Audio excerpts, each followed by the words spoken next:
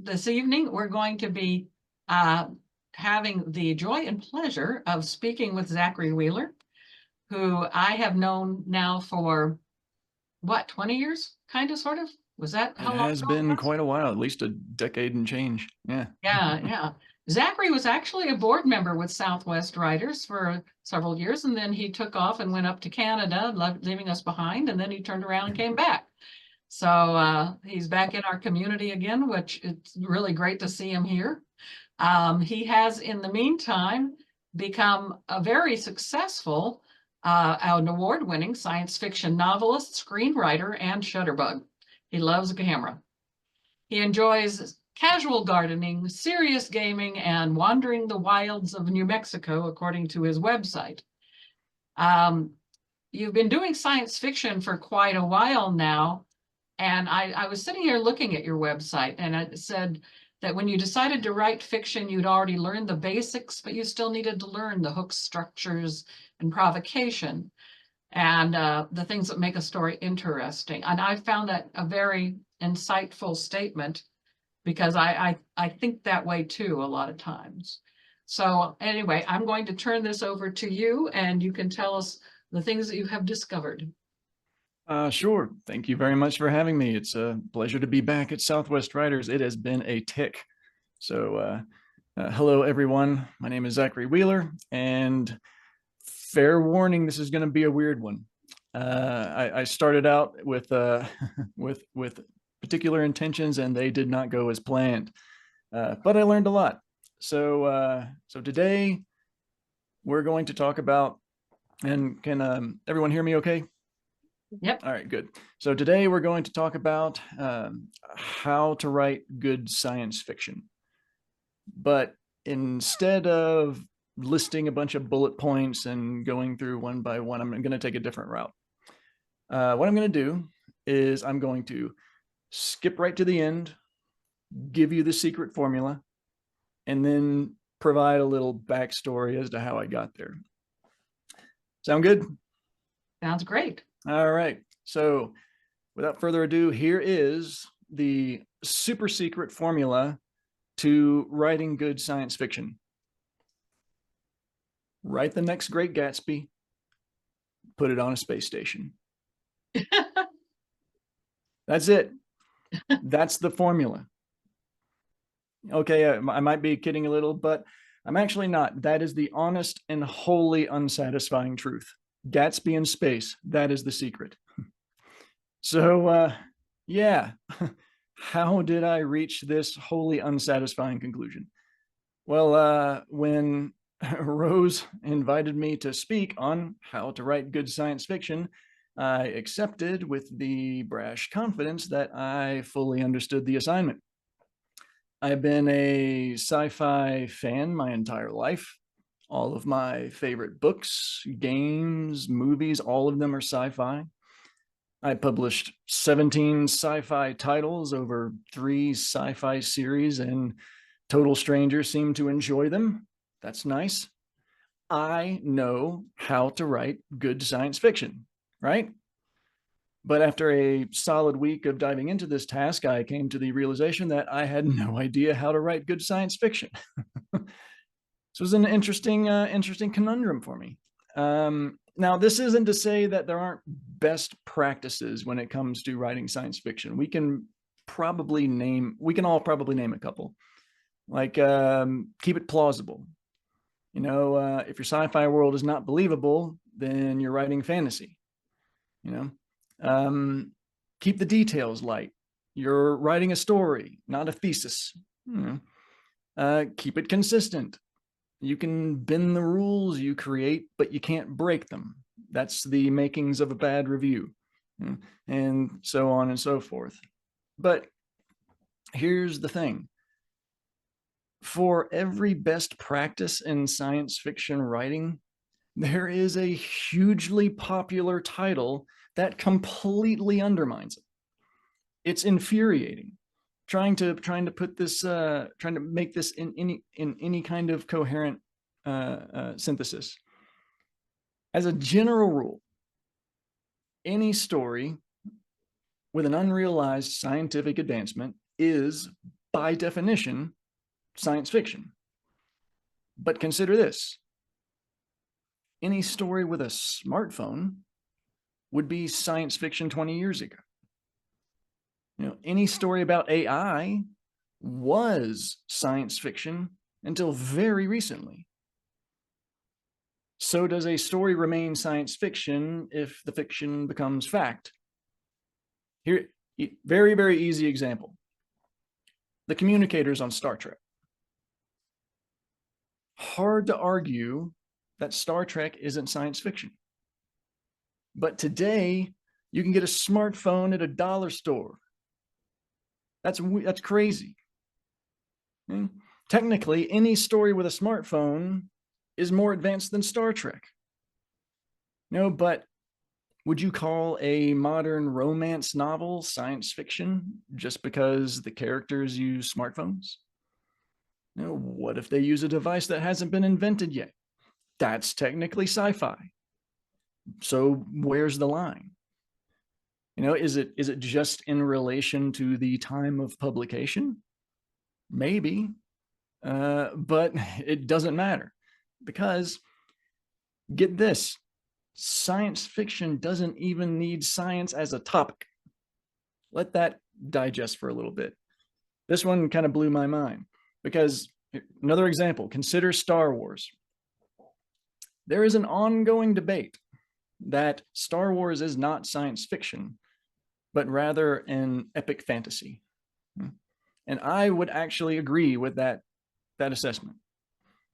The story centers around a spiritual force and follows a good versus evil plot line within it.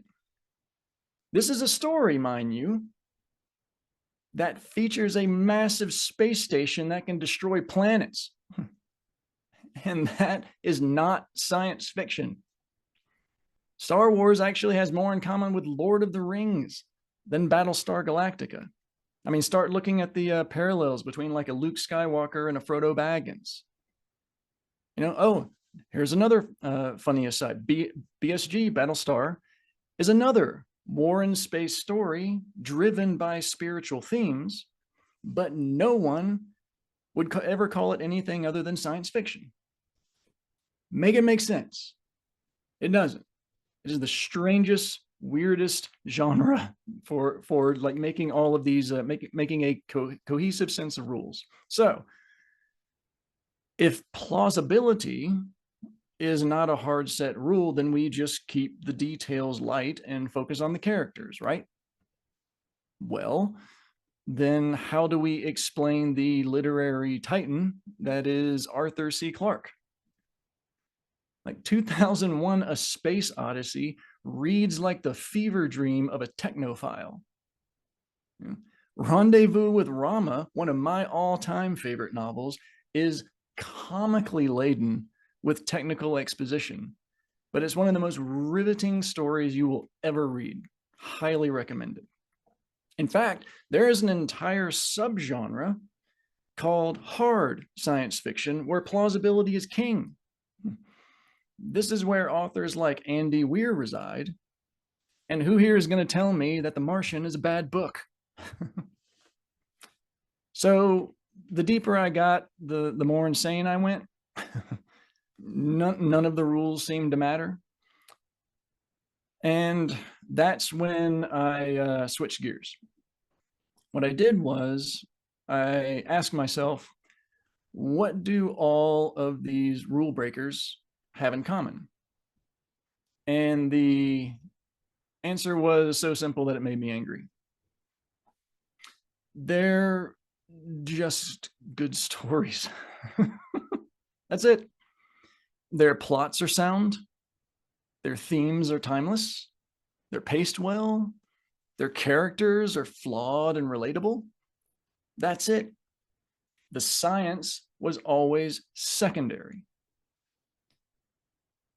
As along those lines, as a simple thought experiment, I want you to think of any pillar of science fiction. Anyone.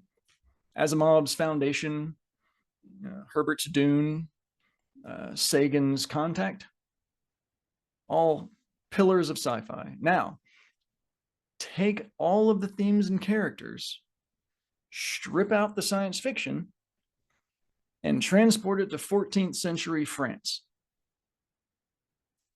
Does it change your opinion of the story? No. Why?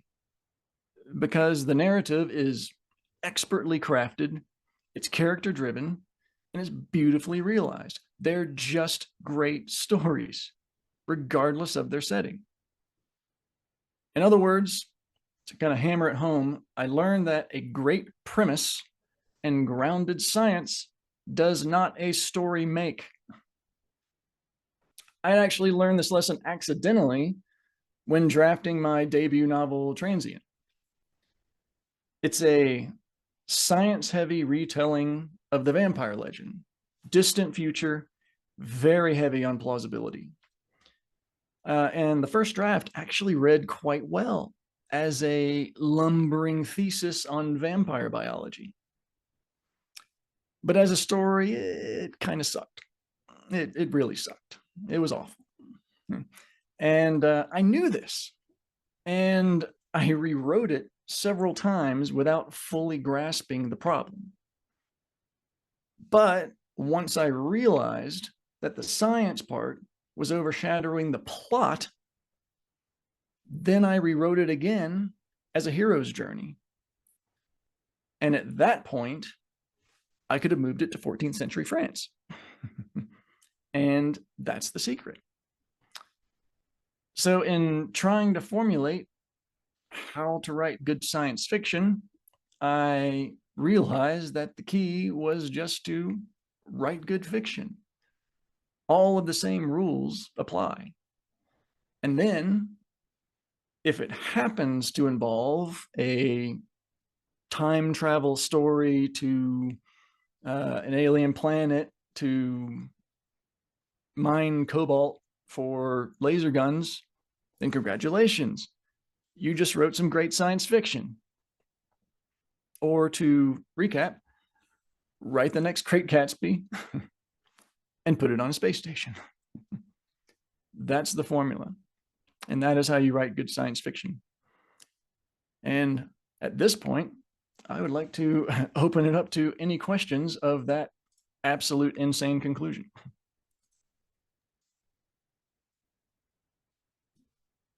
I read Transient, and it actually and I was looking at it, and I was thinking to myself, how many vampire novels had I read? I mean, all the way back to when I was a teenager, and since I'm about this close to 70, that tells you how long ago that was. And it was interesting because every book that I have been reading, especially lately, that has the vampire thing in it, all the authors have a different concept of vampires. And some of them are the bad vampires, like you see in Dracula, and some of them are good vampires. And then there's the sparkly vampires. And it's like we're changing societal expectations of the whole genre when we're doing this. A well-known thing that's gone from being evil to being almost angelic, and yet it's still feeding on society. Yeah, it's this is actually one of the main reasons I wrote Transient initially, was as a rebuke of where the vampire stories were going, because they were getting kind of silly. Vampires are, and that's not silly as in a diss on anything. It's just like, this is established lore, and there are certain. I mean, you can do whatever you want, and just like with any kind of monster, any kind of established characters, like you get to a point where it's not the thing anymore. Just call it something else, and that's one of the issues I'd had with a lot of the new vampires. Just like, not quite sure you're understanding the root monster here. I appreciate you going out on a limb, but that was why I ended up writing Transient, is because I basically wanted to put some plausibility and grounded narrative underneath the core vampire lore. So I took a lot of the root elements, gave them kind of a grounded futuristic take, and then kind of dispensed with all of the things I couldn't reasonably explain away or reasonably explain. And that was the whole kind of root idea for the series. So Marie Sheldon in the chat room asks, can science fiction be set back in time? Oh, like dinosaur absolutely. Epic science fiction. Oh, absolutely. A long time ago in a galaxy far, far away. Yeah, it's yeah, absolutely set back in time. Oh, here's another conundrum. You know, I was using the smartphone as an example. What if you wrote a story, back before smartphones about the emergence of smartphones? It's like that's a past narrative that's using a futuristic take. That's science fiction. So you can absolutely do that. 100%, yes. Marie, you had another question. Would you like to vocalize it?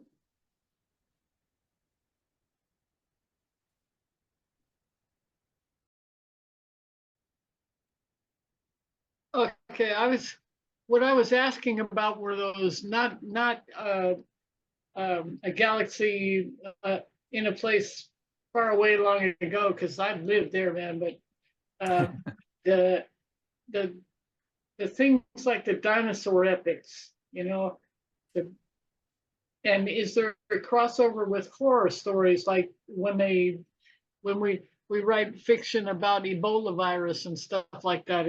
Would that be generally science fiction, because it's obviously not? Oh, absolutely. There's a very common misunderstanding when it comes to science fiction, is it has to be futurism. It has to be advanced. It has to be something coming, something unrealized, something we're envisioning for ourselves at a later time. It's like science is not futurism. Like science deals with chemistry and archaeology and technology, and it can be present, past, future. It just has to have that kind of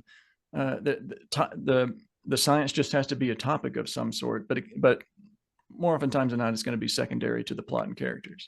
But yeah, even Raiders could have been Raiders of the Lost Ark, could have been science fiction. Oh, I absolutely consider Raiders of the Lost Ark science fiction. It's a sci-fi adventure. Could be historical romance. Yeah, absolutely. So there's a lot of crossovers. Oh yeah, science fiction used to be, and this was back in when you had like a couple of really big pillars, like the time of like Asimov and Clarke and Heinlein, where science fiction was very, I don't want to use the term narrow, but specific. You knew sci-fi when you saw it. It had a very common core theme, certain types of characters, certain types of settings, and it fit kind of neatly under that umbrella. That is absolutely no longer the case. That has been obliterated. Sci-fi is just a giant umbrella term that encompasses a billion different subgenres. So there's an argument can be made that most stories that get released today can have are in some part science fiction, because that's just the world we live in. So we see this on a daily basis. It's going to get incorporated into our stories. We're just not in that time period anymore where it was much more cookie cutter, clear to find. So I've been reading science fiction since I was 10 years old. I walked into the library at that time, and Mom just let me have her library book because I was way beyond the kiddie section. I picked out 2 books. One of them turned out to be pure fantasy. It was one of the Moon of 3 Rings, and that one was Witch World lore.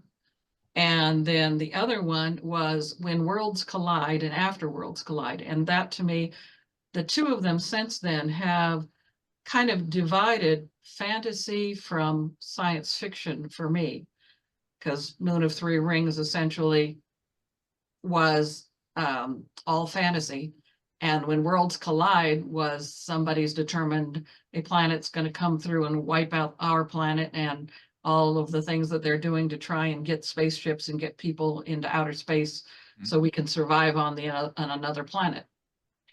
You know, so since then, of course, I've read a lot, and Larry Niven's Ringworld to me was like the penultimate science fiction, because it was something that I don't think most people would have thought about, you know, that structure being a livable, like, planet, space shape, space station type planet, you know. Oh, yes. And How would that fit your narrative for it not being just science fiction? I really think it comes down to the trying to think of the word for this.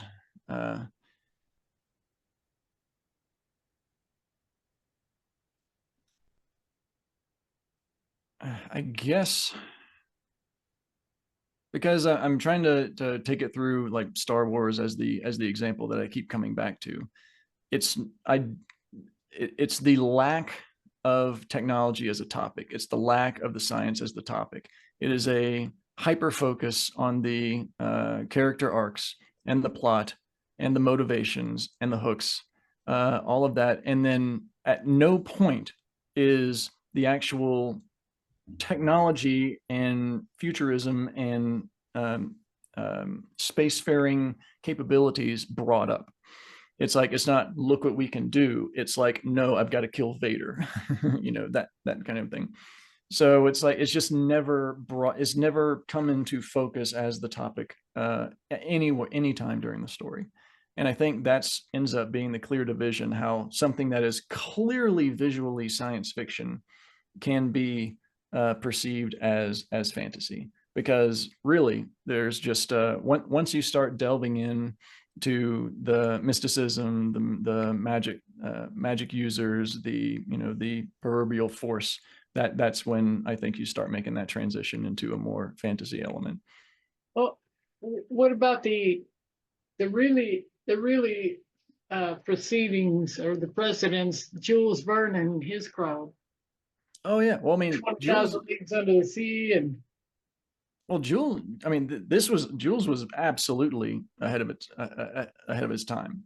So it was imagining things that by today's standards are, we have a much better, clear understanding of how that kind of thing will work. But it was like just absolutely fantastical storylines that that people of the time would have had no idea how to mechanically or realistically envision. I completely understand how that would have easily plugged into being either a fantasy or, I mean, of course, you're talking about Jules Verne, that we're talking about the like birth of science fiction.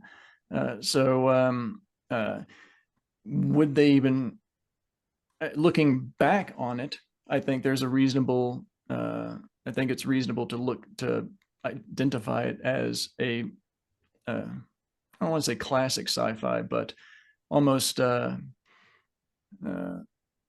almost needs to be yet another subgenre of science fiction. It's like origination sci-fi, where it was like completely fantastical to the period of the time, but looking back on it, we can clearly recognize it as a beginnings of science fiction.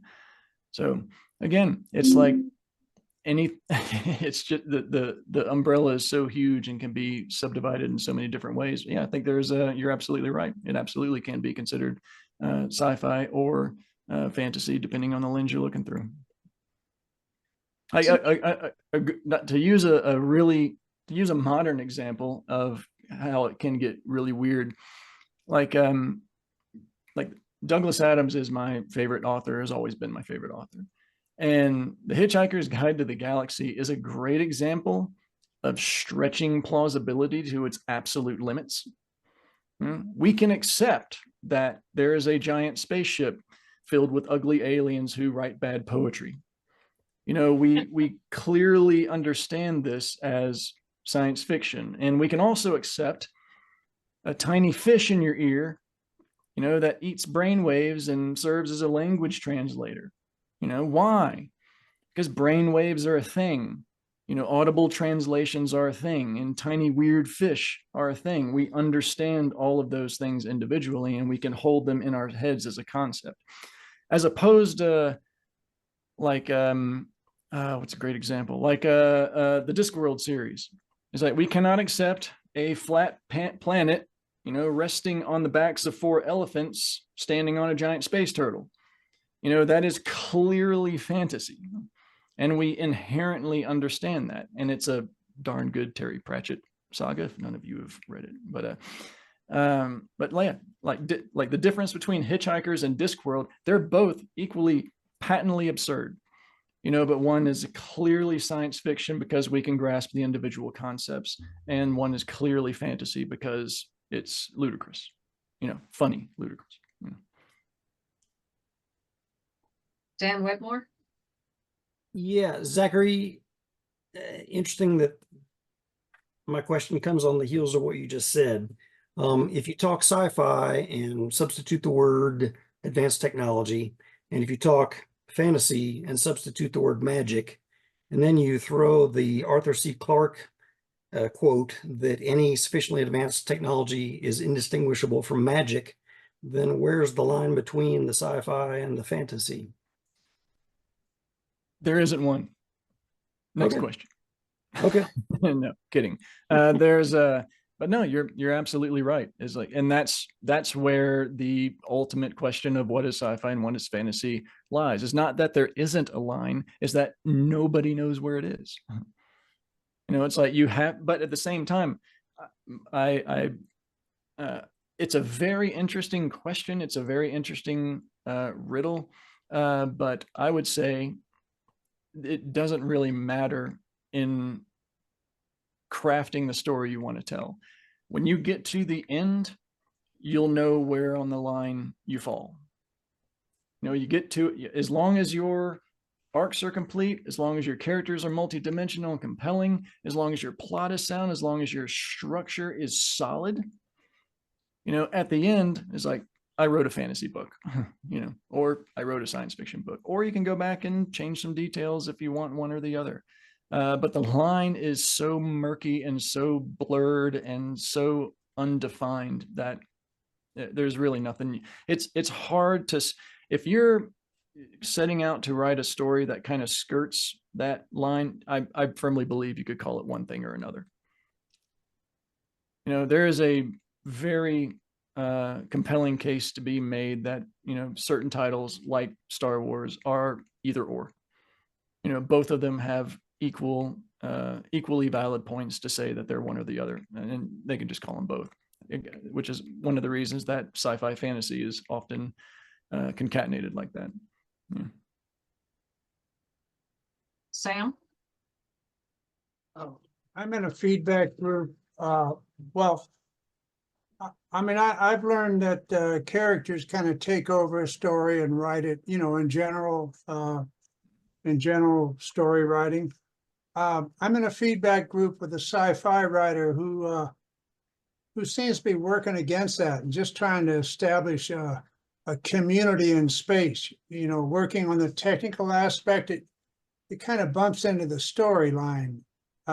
Is that a kind of a common thing that beginning sci-fi writers do? Very much so.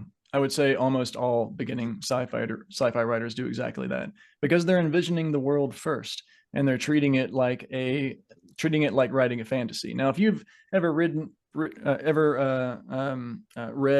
any of the big fantasies, everything from Tolkien to George R.R. Martin, they have to take that time to build the world for the characters to live in. It is wholly unique, and it's wholly original, and it has to be done for the reader to stand a chance of understanding anything. It's just part of what makes epic fantasy that. Science fiction is not like that, because it's grounded in realities that we understand. And when you're just building a giant, this is not to say, I'm going to stop myself. This is not to say it shouldn't be done. It absolutely should be done, but it should be in a notes file. It should be part of it should be part of the narrative that gets disclosed when it becomes necessary. One of the biggest mistakes with science fiction writing is that you set up the world in chapter 1 like an epic fantasy. That is a recipe for disaster. You are going to bore the reader. It's the dreaded info dump. And they're going to go on to something else because they do not have time to sit there and digest the entirety of the world that's being created for them if they have no character hook.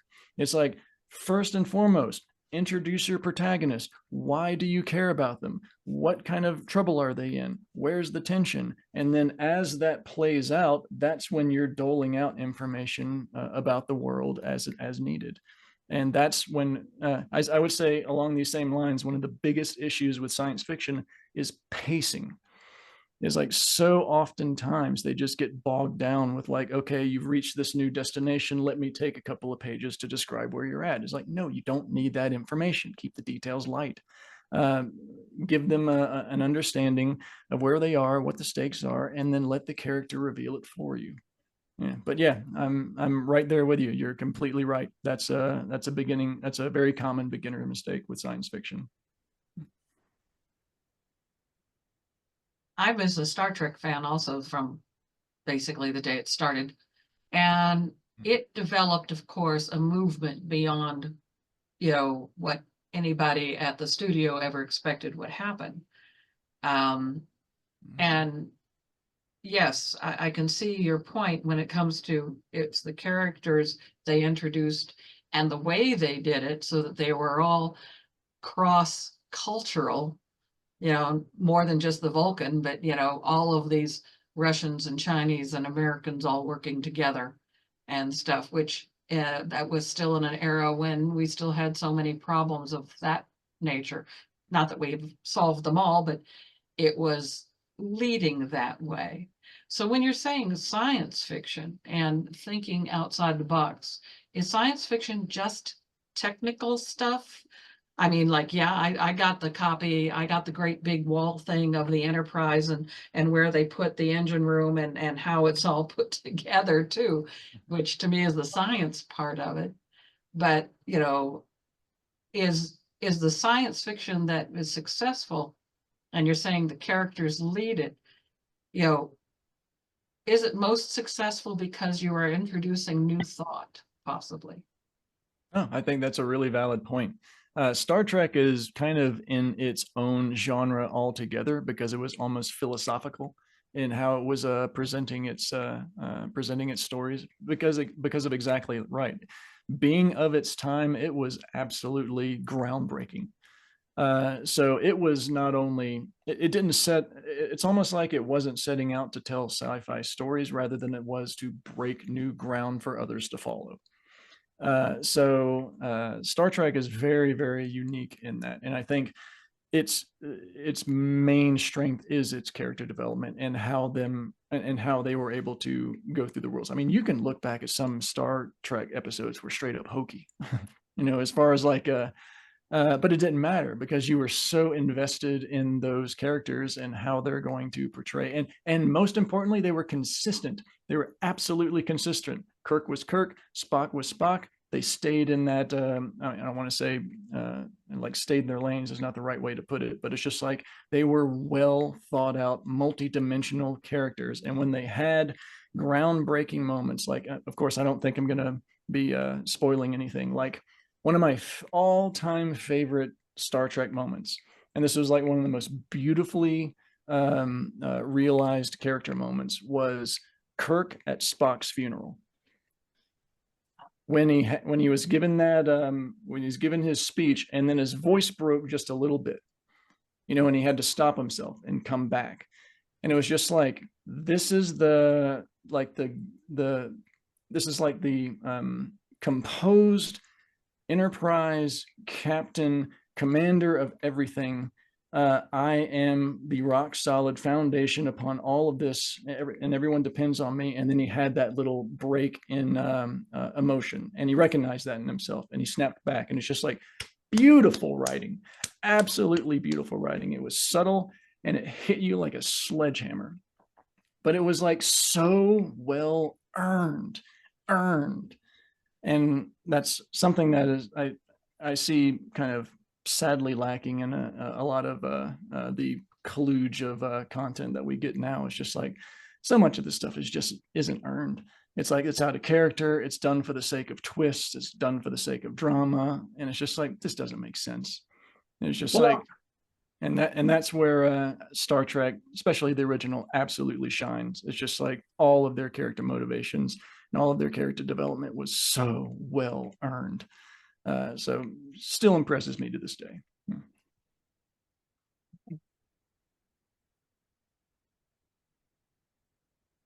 Other Good to see questions? Irene. I have one, Rose. Zachary, is there an arc to introducing the science into a work of science fiction? Like, do you foretell in the first chapter and halfway through the book bring it to some kind of large scale attention, and then it demises into the resolution at the end? Is there an arc to introducing the science fiction? That is a good question. I imagine it functions very similar to Chekhov's gun. If you're going to draw attention to it, have it be part of the story. Otherwise, it's general detail. So it becomes almost background dressing, like you would if you're walking into a cabin in the woods. How do you describe it? It's the exact same premise. It doesn't need any more detail than any other setting. It just needs to paint the picture for the character to move through it. But if you do have a particular piece of technology or a particular piece of science that you want to draw attention to, it's just got to pay off. It's got to have some kind of use in the plot or the arc. Does that make sense? I think so, yes. Yes. Because it has to maintain itself from the beginning to the end of the book. Yes, or at least the beginning and to the end of the arc. Like if it's part of a particular character, like I'll pull out an example.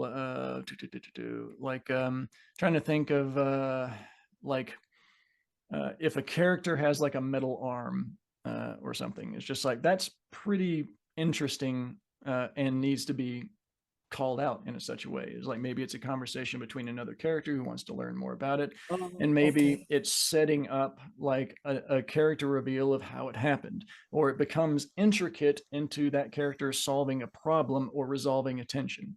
But it can't just be, hey, look at that cool arm, he has an arm, and then it's never mentioned again. It's like then it serves no purpose. Yes. Okay, thank you. Sam? Last sci-fi I read was decades ago. Ursula Le Guin and Theodore Sturgeon, especially. How do they rate in the current field? Honestly, I don't know. I haven't read them. Oh, So really? I'm Okay. sadly lacking in that. Ursula Le Guin really is more of a fantasy writer with a little bit of science fiction thrown in, at least from all the stuff of hers that I've read. Just tossing that out there. And there are so many really good like classic sci-fi that I still need to get to. It's like the well is so deep, especially during like the Heinlein Asimov years. They take all the credit, but there are so many other good authors out there that Henry were like Kuttner is one of my favorites. He's Yeah. oh my God, his short stories. Now the other thing, the more modern, more recent sci-fi, one of the ones that I really thought was excellent sci-fi, focusing on the science, was The Martian. You know, yes, it has a great story about this man who's essentially on an island in the middle of space trying to figure out how to get home. But it actually has a lot of him talking about the science itself on how he is surviving in a very interesting, forward-moving way. Yeah, Andy absolutely understands this. It's like he completely gets that unless it's critical to the plot, he doesn't reveal it, because Andy is like, super science nerd. Super space nerd. He like is a complete fanboy of the entire NASA ensemble. It's like he knows so much about this environment. And I actually got a chance to sit down with Andy a couple of times, and his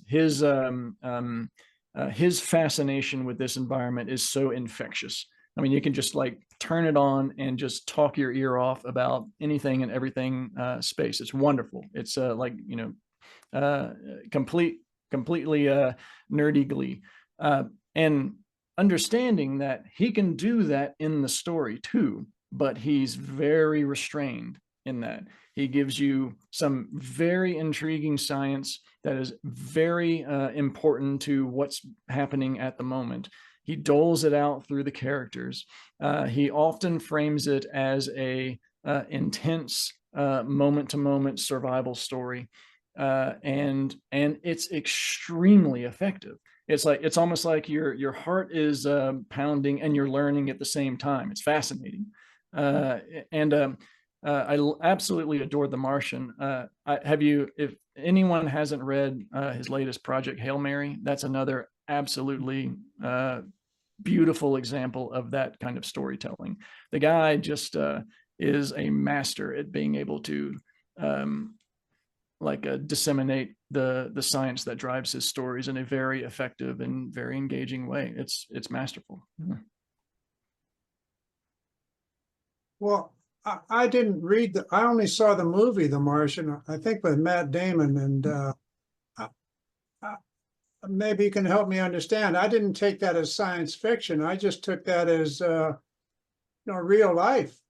With a little more advanced spaceships than we have today. But you saw that science fiction. And that's the science fiction part, because it was more advanced than we have today. And it was doing something that we can't yet do. And it was like, and plus the science was very prominent throughout the story. I mean, the science was a topic. Now, it was secondary to Mark Watney's survival, but it was a very integral part of the story, hence science fiction. But The Martian is actually, I absolutely adore the movie. It's a very faithful adaptation of the book. I mean, of course, they had to leave out a lot of pieces for pacing, but that's, understandable for any movie. But I was very impressed with that. I really hope they make more Weir's books into movies, because I adored The Martian. Dan?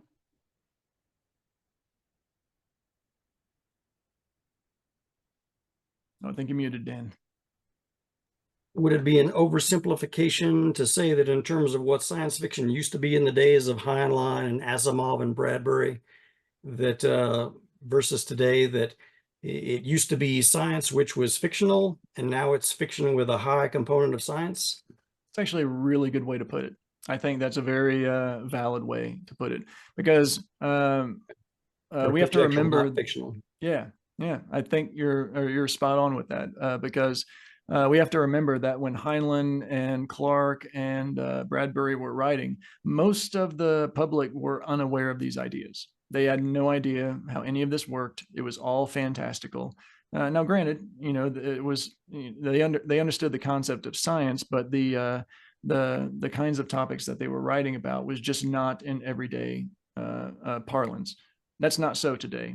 The average 3-year-old knows more about how the world works than the most brilliant minds 2 centuries ago. So yeah, I think you're spot on in that. It's not so much the fantastical ideas of science more than it is just science being an underlying theme. Yeah, good insight.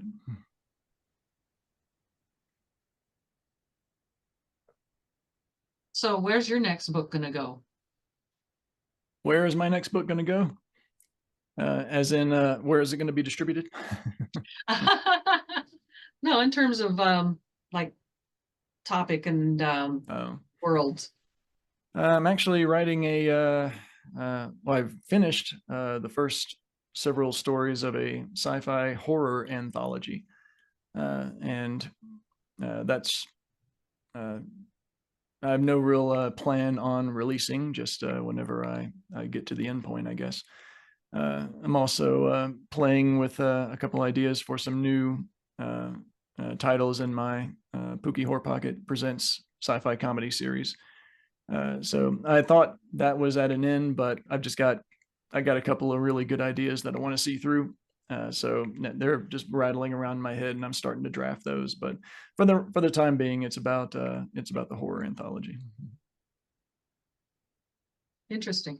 The Sci-Fi Roundtable is a group that's kind of based locally here, and everything I see on their sites is that they focus on technology over plot a lot, although there's enough plot in Eric's book, his first book, I'm trying to remember the name of it, that Stormhaven Rising. yeah, Mhm. yeah, that the science doesn't get boring. Where in this, how do you keep it from getting boring?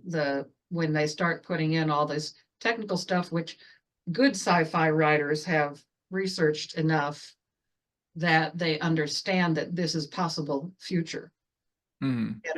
and where do you, or it's a new cutting edge thing in science that they have proved, but the rest of the world doesn't know about yet. So Mhm. how do you somehow use that in your plot? I think this is one of the hallmarks of hard science fiction as the subgenre, because the whole point of hard science fiction is they want to be very, very accurate with the kind of science they're disseminating. And a lot of times they're really excited about the science. And that can be a double-edged sword. And I think, especially in hard science fiction, they have the biggest gulf between like good examples and bad examples. It's like bad hard sci-fi is truly terrible. It is it is laughably awful. And that's because they've treated it like the science is a character, and you just can't do that. It just doesn't work. I can't think of a single example where the science itself is being characterized. I mean, great example. 2001: A Space Odyssey.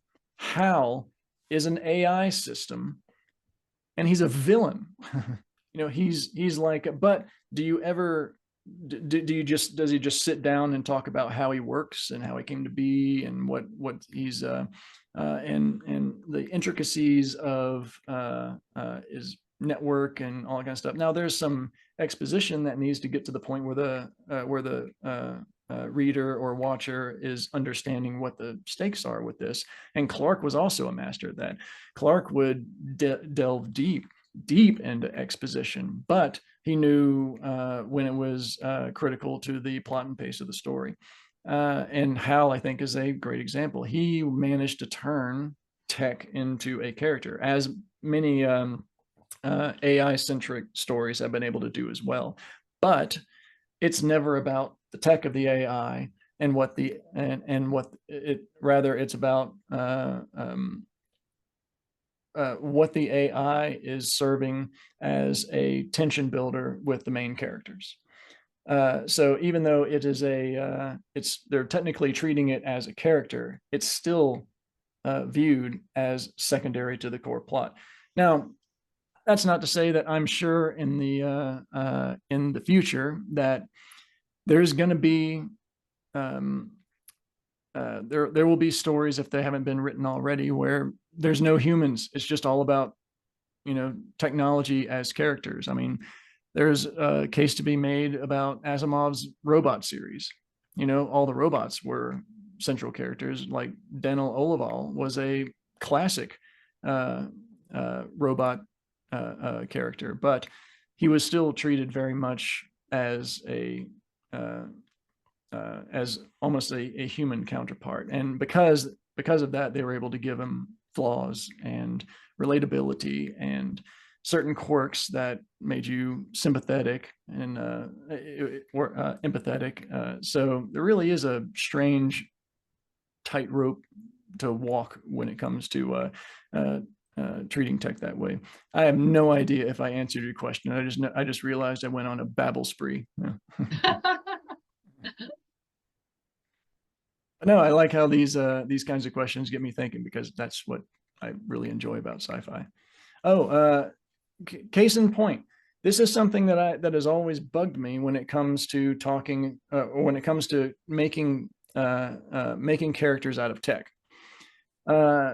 Whenever you see in like movies and books and stories where there is a robot talking to a human, or vice versa, or an AI talking to a human, it's just like, think about what the technology is, or how the technology is perceiving this, because I kind of see it as like the technology has figured out what to say. The robot has figured out what to say in this really, really quick processing, and it has to vocalize in sound waves to get this flesh thing to communicate with it. It's done it in a split second, and now it's got to spend several more seconds just articulating that. It's got to feel like us taking like 1,000 years to utter a sentence. It's like, that's the kind of things I think about when it comes to like robot stories, and it's got to be strange for the like a tech sentience to converse with a human. So it's always something interesting to think about. When it comes to technology versus psychic abilities, say, would you put psychic abilities into the science fiction category? Pegasus series from McCaffrey, and gosh, there's a lot more of them out there these days where supposedly humanity develops these abilities. Is that science fiction, or is that all fantasy? That's a really good question. I think psychic abilities by nature are going to fall closer to magic than science fiction, because it's almost always going to be kind of in line with see, but I don't want to say it can't be, because I'm sure there's ways that it can. I keep coming back to Star Wars. It's what is the Force if not a psychic ability? And it's all about in the entire character ensemble is just surrounded by hyper advanced technology. So that would be an example of being able to bridge that gap. I would say something purely about psychic abilities. It would, I don't know. I honestly don't know. I think you can make a case for both. I think it would really depend on the setting, and it would really depend on what the core nature of the psychic ability would be as a plot driver. That sounds like a cop-out, but but I think it could go either way, honestly. Dan?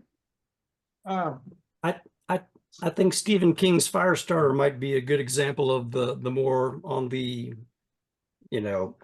psychic fantasy side. I mean, granted, the characters in Firestarter got their abilities through science, but the science gets dumped after the point they've got their abilities, and then the abilities themselves are what carry the story.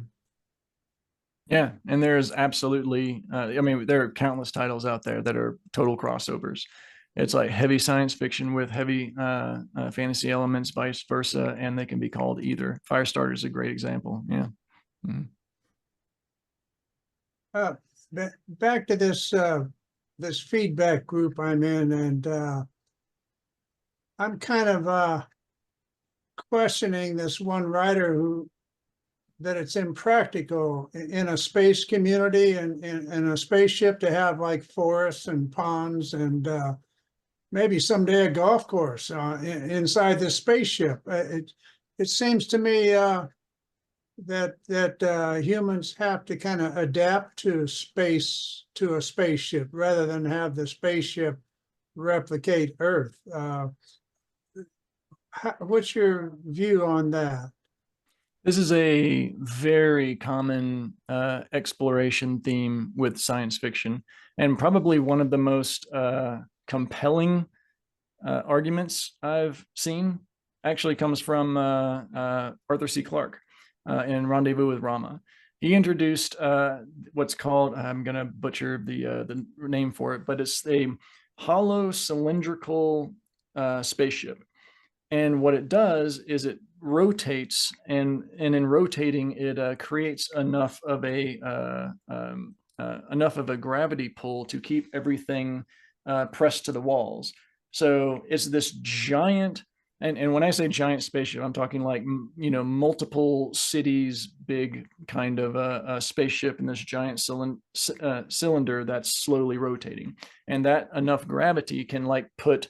So you'll be standing, and of course I'm butchering this, but this has been a concept in many different sci-fi stories, where you'll literally be standing on a patch of grass, and then you'll look up, or like a farm or something, and then you'll look up and you'll see like a city overhead, you know, because it's just part of the inside cylinder. You saw this in Interstellar as well, feature that.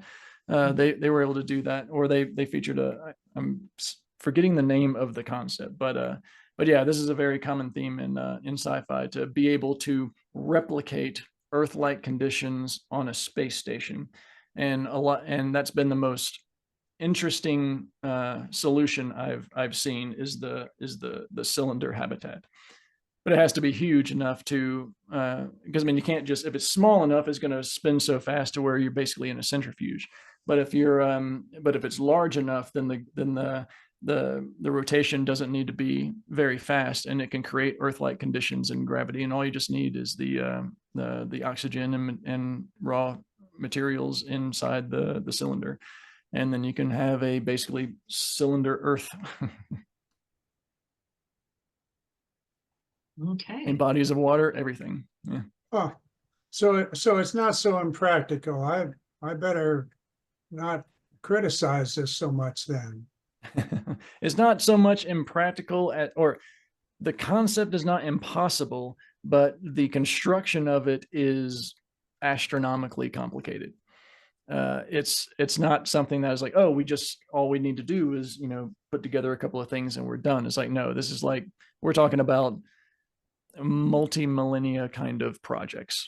You know, this is just not something you throw together. So it's conceptually sound, depending on how big and how long a society or how long a civilization has been able to survive.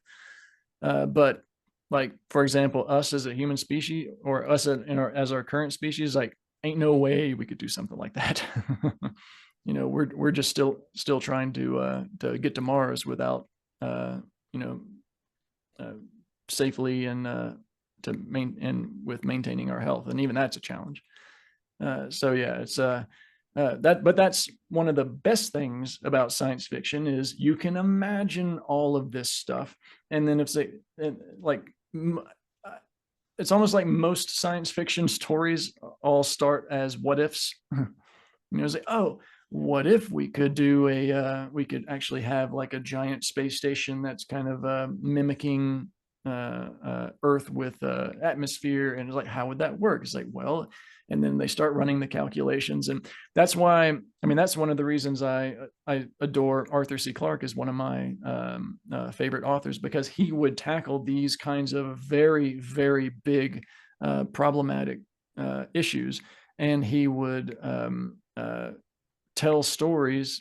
He would reach some very, very interesting conclusions and tell stories about and insert stories into them. That's how Rendezvous with Rama came out, or that's how that's how Rendezvous with Rama came about, and it's captivating.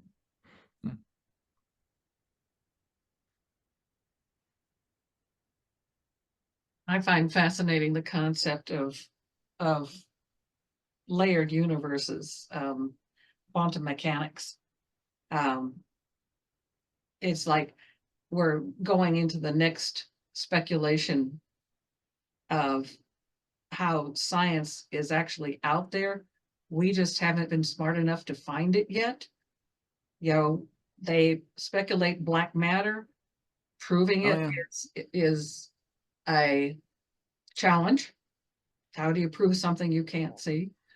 And I know some scientists that are actively employed doing that. So it's like trying to figure out what is the next level of things we don't know that we really would want to know, and how does it affect humanity or even just the planet as a whole. And then if you're able to solidify an idea within it, then you can tell a story about it and bounce characters off of it. And I absolutely adore that about science fiction authors. They're all inherently curious people. That's true. That's true. Any other questions out there? Well, just as far as your writing career, did you start out as a poet or a literary short story writer and evolve into this, or how did you come about to this genre? I started off as a craft beer blogger. No, I'm only halfway serious. So I went to college to become an accountant, and I found that extremely boring and went and switched my major to computer information systems. I got a computer degree, and I've been doing that ever since.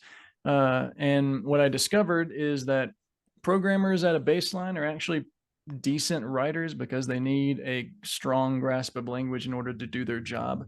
I mean, it takes some editorial skill to turn blocks of machine code into user instruction and wikis and manuals and stuff like that. So I was doing a lot of technical writing early on in my career.